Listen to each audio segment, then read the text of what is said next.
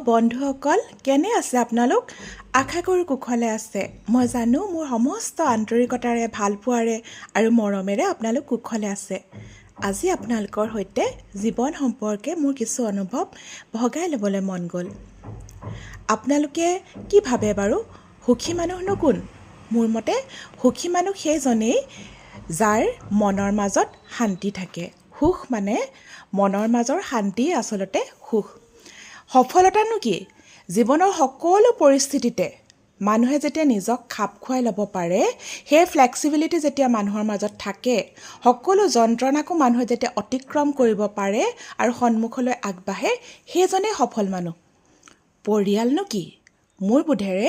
পৰিয়াল হ'ল সেইসকলেই যিসকলে সকলো সময়তে সকলো পৰিস্থিতিতে আমাৰ কাষত সদায় থিয় দিয়ে